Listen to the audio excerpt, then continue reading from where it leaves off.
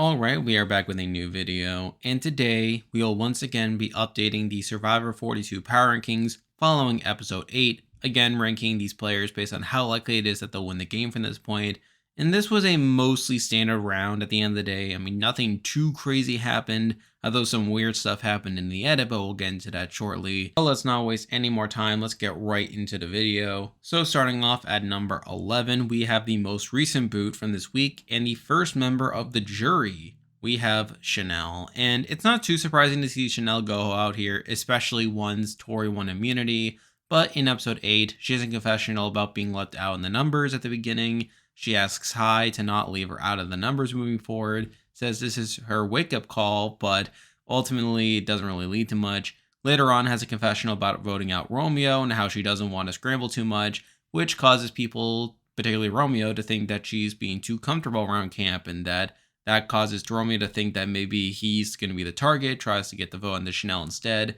Mike also wants to vote out Chanel as well, and he gets his way there. And through that, Chanel is the boot here. And overall, Chanel is a weird game to assess because, on one hand, I think she had a lot of potential coming to the season based on her preseason answers, as well as even her early game where I felt like she had some decent positioning early on there. But she obviously blows up her game when she decides to risk her vote for seemingly no reason, resulting in her losing her vote, causing a tie, causing that whole situation to happen where both her and Daniel's positions are blown up. But since Daniel was the person that blew up his game more and was less trustworthy, he was voted out first. However, Chanel wasn't really in that great of a position either, and then coming to the merge, while she tries to get into the majority, she's just unsuccessful in doing so, largely because she is seen as untrustworthy at this point. So it's not too surprising she's voted out here, and plus the edit was just doing her no favors, where I never really felt like she was really a top contender based on the edit. So because of that, I have her here at number 11. And with that, we are now moving to the 10 people still in the game. And as usual, we'll be ranking them based on how likely it is that they'll win the game from this point, based on their edit, but also factoring their current game position. But at number 10, the player I think is the least likely to win Survivor 42 right now is Roxroy. And yeah, this wasn't too surprising. I did bump him up a bit from last week, mostly because of the bump he got from the trip to exile and the hourglass twist.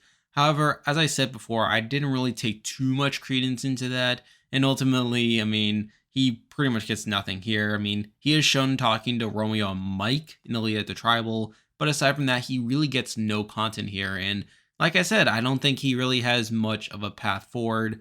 Now again, he is in the majority, so he's in an alright game position. However, he's not really in the core of it, and even edit-wise, like, I don't know where he really stands. I mean, I could realistically see him being one of the next few boots, especially with the split tribal happening next episode, this double tribal where maybe if Tori wins immunity or if some idols come out, then I could see Roxroy being the fall person as a result, so that's not particularly great. It's really not looking great for Roxroy any way you look at it, so because of that, I'm here at number 10. Now we're moving on to number 9, and we have someone who got a very sudden negative turn in this episode for some reason, like I don't really know why, but at number 9 we have Romeo, and I'm not sure what happened here. I mean, it was sort of a mystery coming to the merge why he was left out of the majority alliance to start being close to Drea. And this episode kind of shed light on that, although it's not looking great for him. In episode 8, he talks to Drea about being left out of the vote. Even so, Drea thinks he has become paranoid, which is very bad. Later on, has a confessional about how he's noticing Chanel being calm and comfortable around camp, and admits to being nervous about the vote, especially after being left out of it last time. He says he used to have an alliance with Drea, but that has fallen by the wayside. Talks to Drea, but she tells him he's being paranoid. We hear multiple people call him paranoid. Talks to Tori, who suggests he should talk to Roxroy. Talks to Roxroy and Omer about the vote. And again, none of this is particularly good. And we see people seriously consider voting him out. Mind you, I didn't think he was actually going to be the boot here based on his edit from previous episodes. And that's partly what is keeping him somewhat out the bottom of this power ranking, but still not looking great for him moving forward. I mean, he's pretty dead in the edit, and even with this episode, it's just sort of a weird turn for him. He's obviously declining gameplay position-wise, and even edit-wise, it's really looking downhill for him at this point. It seems like that storyline of him propping up Drea has really done him zero favors. So because of that, he's here at number 9. Now we're moving on to number 8, and I can see an argument for this person being at the bottom, given how they are technically at the very bottom of the tribe, and is the most likely person to go home if they don't win immunity. But to their credit, they have won immunity. So at number 8, we have Tori. And this was an okay episode for Tori, where in episode 8 has a confessional about the possibility of winning a food reward and using that as a way of making it a big move, which she doesn't really do much with. Later on, she notices Drea has a pain on her hand and picks up on her lying, obviously figuring that Drea has some sort of advantage, which we'll get into later. Has a confessional about noticing Drea's lies, talks to Marion about it. Drea has a confessional about not trusting Tori, which again isn't great. However, all this happened before the immunity challenge, and with all the talk of Tori being the easy next boot coming in the first half of the episode, I mean, it's not too surprising that Tori's going to win immunity here. And sure enough, she does, winning her second straight immunity with a challenge that was endurance and balance based, something that probably favors her more so than Jonathan or some of the others. And again, she does win immunity for herself. Now, ultimately, she isn't in the best position coming out of this vote, as yes, Chanel does go home in her place, but again, she is going to be the remaining target moving forward. I feel like if she doesn't win immunity, then she's going to be in a lot of danger. And I wouldn't be surprised if she goes out in the split tribal that's about to happen. But again, the reason I have her above Romeo and Roxroy is that there's at least somewhat of a story for her getting a bit forward in the game.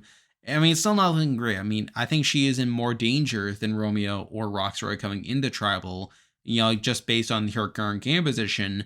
However, I feel like there is a bit more setup towards Roxroy or Romeo being the fall guys later on, based on their archetype, but also based on certain edit things that we've seen from them. So it wouldn't surprise me if Tori made it a bit further, but she's still in so much danger that I can't have her too high. And she's here at number 8. Now moving on to number 7, and we have another person who I'm not feeling too great about, and this was not a great episode for them either. And here we have Lindsay. And again, this was not a great episode for her content-wise. I mean, in episode 8, she talks to Marion after the vote, tells everyone back at camp about losing the reward challenge. The others seem to take it well, and agrees to sit out the immunity challenge. I mean, that's pretty much it for her in this episode. And again, she's in an alright game position. I mean, she is technically in the majority alliance for the time being. However, this episode also gave us a lot of foreshadowing of Marion eventually flipping. And again, we'll talk about Marion later. And I feel like coming into the double tribal, if Marion does flip, then Lindsay could be in a lot of trouble. Now, again, we're going to have to see how the teens break out for that. However, again, similar to Tori and potentially Roxroy, I could see Lindsay being a victim of these double tribal here. And one other thing I should mention, partly because of Drea, is the amulets. Now, I am surprised that the amulets haven't come more into play so far in the merge. I mean, I did talk a bit about how all the people with advantages seem to be working together in the majority. And with Lindsay being an amulet holder, she is one of those people. However, could this double tribal present an opportunity for her to be flipped on? I mean, especially if Hai or Drea had the potential to get their amulets and become more powerful as a result. I mean, maybe not Drea. Well, actually, probably Drea, because she has already invested a lot in her advantages and she probably wants to use them strategically. But obviously, there's also the risk of Marianne flipping, which could put Lindsay in a lot of danger. I always felt like Lindsay might be the fall person if Marianne were the flip. So those aren't looking great, and plus the lack of content, it's not looking great for Lindsay at all. And she's here at number 7. Now moving on to number 6, and this person seems to be sliding further and further with each power ranking. I'm not too sure how much lower they'll get, however this was not an ideal episode for them. And here we have Hai. And this was not the best episode for Hai. I mean, in episode 8, talks to Chanel about how the vote came together at the last minute, has a confessional praising Marianne for her decision to sit out of the reward challenge, or the immunity challenge that is. He admits that his body was running on fumes and is happy that the tribe now has rice. Now that Tori is safe, says the target will be on Chanel, Romeo, or Marianne. So again, not looking great there. However, he admits that Chanel has proven herself as not trustworthy, says Chanel's the plan, but tells Chanel that Romeo is the plan in the event she plays her shot in the dark. Later, Omer talks to him about Romeo, has a confession about how Romeo is causing chaos, and talks to Jonathan as well as about the potential vote. He's confused by Romeo's strategy, given that he's pulling people into conversations when he started off just being safe. He proposes 6 votes on Romeo, suggesting that he might be going for Romeo. Now, granted, by the end, he does go along with the plan about Chanel. However, given all the talk that he gave about Romeo and potentially targeting Romeo in this episode, I guess you could argue that he didn't get his way here. With Mike getting a lot of the credit for the group ultimately voting out Chanel, it's not looking great for Hai. He does get a lot of game talk. He does a lot of confessionals narrating what's happening within the game. However, he doesn't seem to have that much agency at the end of the day. It's sort of unclear, whether the edit is really propping him up at this point. So I think those are all knocks against Hai. However, he still has some things in his corner. I think he has some stuff from his earlier episodes that could prop him up to some extent, and I think he probably will still be towards the end game if I am predicting correctly. However, it's just not a winning edit for me, and he's here at number 6. Now we're moving on to number 5, and you could debate this person being below Hai. However, I still think this was an okay episode for them, and here we have Drea.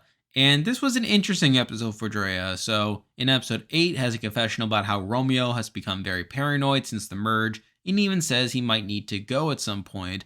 While it's not great that she's willing to cut someone who said that they wanted to prop her up, we at least get some explanation for why Romeo was not included in the majority alliance, volunteers to take Marianne's place to sit out, claiming she doesn't like peanut butter, and a lot of the scene to mirror Xander's move to sit out the reward challenge. In fact, the same reward challenge that offered an advantage under the bench. However, while this one seemed a bit more natural, people weren't as negative about it. They didn't see it as performative. And I felt like Drea was able to cover up pretty well, saying she doesn't actually like peanut butter. And of course, unlike Xander, she is able to find the advantage hidden under the bench. It turns out to be a quote-unquote beware advantage. However, there's a bit more going on to it. So back at camp, she starts searching for it, and has a confessional about it, gets narrated, and ultimately she grabs it, but by dipping her hand into a vat of red fake blood, which obviously is meant to get her hands dirty. And it turns out that this advantage is the knowledge is power. So if you've been counting correctly, Drea has an idol, an extra vote, an amulet, and now the knowledge is power. So she now has potentially access to 2 idols right out the bat. And if she's the last remaining person with an amulet, she could potentially have 3 idols in the game, which is a bit ridiculous. She even has a confessional about how she has all these advantages at this point. And it's sort of crazy. She also talks about how she knows Marianne and Mike have idols, implying that she could use it to blindside one of them. Maybe Mike not as likely, but who knows? Maybe she could take Marianne's idol. That's definitely a possibility. She knows at this point that she needs to use the advantages properly to not be a threat. Back at camp, Tori notices the paint on her hand, which she tried to wash off but didn't do it completely. And she has a confessional talking about the need to target Tori. She tries coming up with this excuse about how she was using the paint from the tarp that they got to make their merge try banner. But, we see Tori not really believe that, and we see this sort of rivalry start to form between Drea and Tori, or more so a rivalry continuing from the pre-merge. Afterwards, she agrees to sit out the immunity challenge, which is probably the best move. With all these advantages and her not being in immediate danger, she doesn't need immunity per se. Afterwards, has a confessional about how she wanted Tori out, but she can't because she won immunity. Says it'll be down to Chanel, Marianne, or Romeo, and then obviously we see that it ends up being Chanel. And on the whole, again, this was an okay episode for Drea. She gets plenty of positive content. She was able to talk about how she ended up getting a reward because she doesn't like what they were actually offering on the reward, that being peanut butter, which is funny. And of course, a lot of her content centers around her getting the knowledge is power advantage and just in general being loaded with advantages. And I think this is actually kind of comical, the fact that she has all these advantages. And a small part of me wants her to either be voted out with some of them, or maybe all of them, or just completely blow up her game by misusing them. So I feel like that would be funny. However, I feel like this episode made it perfectly clear that her edit will be based around these advantages, and that her fate in the game will be determined by how effectively she's able to use these advantages. And especially with knowledge is power, because obviously she knows that Marianne and Mike have idols at this point, and there's doesn't seem to be the immediate risk of her like leaking it to anyone else. Like, this isn't going to be a repeat of like Shan leaking the information to everyone else and causing the Yases to counter it. So it'll be interesting to see how that comes into play. But again, a lot of her story in the game will come down to advantages. And while it is possible she could use them correctly, I mean, that's the main thrust of her story, I mean, I don't feel like that's really enough on its own. So again, it'll be interesting to see how she uses them, but I'm not expecting this to lead into much of a winning edit, even if she does use them properly. So because of that, I do have to leave her here at number 5. Now we're moving on to number 4. And I feel like from this point on, I feel like these are the top contenders. I feel like any one of these 4 are likely winners in my personal opinion. It's just a matter of the order. But at number 4, we probably have the person with the least remarkable episode of the bunch. And here we have Jonathan. And this was a pretty small episode for Jonathan. I mean, he has a confessional about the reward and winning it, talks about being a big eater again, and how even a small sandwich is enough to give him some energy. And again, this was fine. I mean, again, he is talking again about being a big person, how he needs to eat a lot of food in order to get energy and do well in the game. However, considering we already got that content literally the last episode, I mean, I don't know if we needed it again per se. However, again, the main reason I have him this low is because this is the smallest edit, the least remarkable of the top 4 remaining.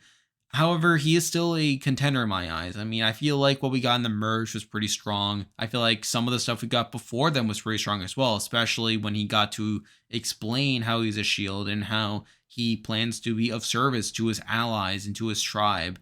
So I think those are all things in his corner. Plus, he did technically come in second in the immunity challenge, despite that not being in his skill set, so that's something at least.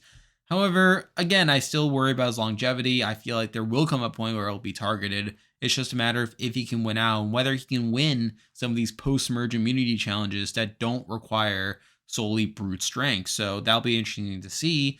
But he does have allies. I mean, he does have the Takus. He does have Omer. He has Mike. He has people that can work with him. And he does seem to be more than just relying on his physical game.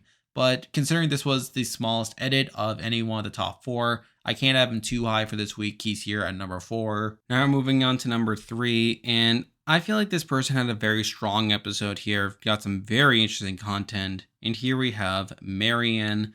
And again, this was a very solid episode for Marianne. In episode 8, has a confessional about being at the bottom, otaku, and how they keep telling her what to do. She feels like it reminds her of her youth when she was considered weird, making people not want to work with her.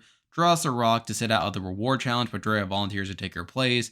Later on, agrees to sit out the immunity challenge, recognizing the need for food. And she gets very emotional, and she talks about how she's in a bad position and how she's really putting herself out there to help the tribe getting more rice. And ultimately, she gets Omer to agree to sit out the challenge, which is then immediately followed up with a confessional admitting how she played it up to hopefully garner sympathy and propel her forward.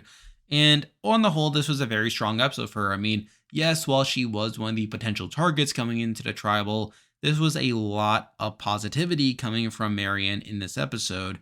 I mean, for one, it sort of ties back into her storyline set up in the premiere about her calling herself a weird person and how she wants to win for those kids, like sort of connecting back to how she is regarded as a weird kid and how people tend to ostracize her.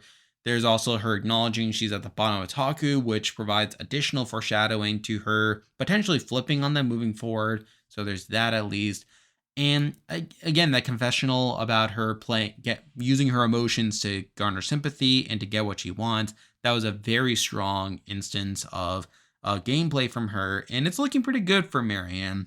Now, admittedly, she could be in some trouble coming into the double tribal, especially if she's on the same team as Drea, who could use her knowledge as power to take Marianne's idol away. I feel like Drea is most likely to use the knowledge as power on Marianne if given the chance, and especially if Marianne might try flipping, as obviously if Marianne flips, then that poses a lot of trouble for Drea. So through that, Marianne could be in some trouble. However, I feel like the edit is backing her up to where she could potentially come out of that all right. She could flip and really change the game, really be a key factor in the majority alliance blowing up. So those are all things going into her corner. But within the game itself, I mean, she isn't without her faults. I mean, she is potentially a target moving forward. She could potentially be in danger if Drea uses the knowledge's power to take her idol away. So those are all factors going against her. So because of that, she's here at number 3, but this is still a very solid episode for her. Now moving on to number 2, and it is the same top 2 as last week. And believe it or not, it is the same order as well. But at number 2, we have Omer. And this was a solid episode for Omer, at least on paper. In episode 8, it has a confessional about Mike wanting to learn new things despite being older. He finds it very honorable and sees Mike as someone he can align with, which I found particularly interesting, that latter part. Later on, has a confessional about how despite losing the reward challenge, it was still a very energizing experience. His game is all about options at this point, leading him to talk to Hai about how Tori and Romeo are potential easy boots. He says he has a big alliance with the majority, but also side alliances with the outsiders, which is interesting. He says that since he didn't have a vote at the last tribal, he's still good with everyone. He says information is important. Sure enough, he tells Chanel and Marianne about what the majority is thinking, agrees to set out the immunity challenge to get Rice. Romeo talks to him about the vote, has a confessional about how his connections to the outsiders give him information. Again, the vote was supposed to be Chanel, but Romeo has been too paranoid, and now he could be the target. Talks to Hai about the vote and potentially voting out Romeo, but in the end, the plan is Chanel, and that's what happens. And on the whole, this was, again, a good episode for Omer. I mean, he has pretty good confessionals, saying Mike is someone he can work with, him having that confession about the reward challenge, and of course, breaking down his game about how him not having a vote has given him a lot of power in the sense that he can align with all these people. Again, on paper, very strong. But as I alluded to last week, it feels almost too good to be true. I mean, this feels like a very perfect winner edit. And I feel like on a season like Survivor 42, they don't want their winner to be that blatant. Now, again, we have seen it happen relatively recently in Island of the Idols. However, I feel like with 42, I feel like they are going to try to go in a more similar mold to 41 and even Winners at War by trying to have their winner not be so blatant and using him as a decoy. So I think that's the biggest knock against Omer. But considering he has all the traits of a good winner's edit, I feel like he can't have him much lower than this. So I have him here at number 2. And now at number 1, the player I think is the most likely to win Survivor 42 right now is Mike. And again, it's the same number 1 as last week. And I feel like Mike had a pretty solid episode here as well. I mean, episode 8 has a confessional saying most of the tribe worked together at the last tribal. He says voting out Lydia was the correct decision, recognizes that people that would be left on the outs. He notes how those people ran off to talk. The next day has a confessional about representing older people and how he presents himself as someone to talk to, assures them that he's one of them. He talks to Omer about his Muslim faith, given how he was curious. And obviously that leads to a very positive moment where Omer is very complimentary of Mike being willing to learn more, or despite this potentially being a moment for Omer to talk about his Muslim faith a little more, a lot of the focus on the scene is about Mike's curiosity about Omer's faith. And obviously Omer talks about wanting to work with Mike, which is very strong. Later on, he refuses to sit out of the immunity challenge, which is something. Has a confessional afterwards about how it's personal for him to target Chanel, given how untrustworthy she's been. Has a confessional about the plan changing, but he still wants Chanel out, given their personal vendetta. Talks to Roxroy about the situation. Admits to not being book smart, but he is street smart. He says the social game is pretty good, prompting him to talk to Jonathan about the plan. He's determined to convince the Alliance to stick with Chanel. Tries telling Hai they can deal with Romeo later, but Chanel is super comfortable right now, giving them the perfect opportunity to strike. And sure enough, Mike gets his way and Chanel is voted out. So again, there's a lot of positivity in this episode, particularly with his conversation with Omer and him just talking about how even though he is an older person, he is breaking the stereotype again by being open-minded and willing to learn new things. So that sort of connects back to what he said at the Merge episode about how people tend to misjudge him. And while he was talking about his size and just his demeanor, he gets to continue with that thread and talk about his age and how he could potentially be seen as close-minded. So to that extent, like that's good. Omer, again, not only says that it's good that Mike is willing to learn, but he says that Mike is someone he's willing to work with. And I think that opens the opportunity for Mike gameplay wise as well. And then, of course, the other big thing is that he gets his way at Tribal. Now, granted, you could say he wasn't voting on Chanel for the best of reasons, but he does get his way at the end of the day. He is the main person advocating for Chanel to go home, and he specifically highlights his social game when trying to convince people to get them on his side. So those are all very big positives there. Now one could say that this has a similar issue to Omer, and that this feels like a too perfect edit at the end of the day. However, I feel like Omer is just a lot more blatant as a decoy winner than Mike is. I feel like Mike could have some deniability in terms of his edit. I mean, really the only issue with Mike's edit, or potentially him being seen as a decoy, is just the fact that he gets a lot of screen time. Whereas Omer tends to follow that more traditional winner edit mold of not being too prominent, but whenever he does show up, like it's always very profound and it's always something that you'd like to hear. Mike is someone who doesn't always give those winner quotes per se, but like he does still get a consistent presence, and he still has plenty of positives to his edit. He does have very well defined relationships, and he is someone who gets his way more often than not. So I think those are all things that still propel Mike above Omer for me. Now again, both of them could potentially drop down. I could be falling for Mike at the end of the day, but for right now, I feel comfortable putting him here at number 1. And there we go. That will do it for this week's Power Rankings. If you like this content, be sure to like and subscribe. It really helps out with the channel. And moving forward, I'm still covering Survivor 42 as usual. I am also covering Big Brother Canada as that nears its end game as well. And I do have some other videos scheduled for the near future. I don't know when they'll come out, but I am planning to make those. So stay tuned for all of those. Plus, I am covering The Circle, which comes out in a couple weeks. That's another show that I have on the table. So stay tuned for all that. But for now, that is the video. See ya.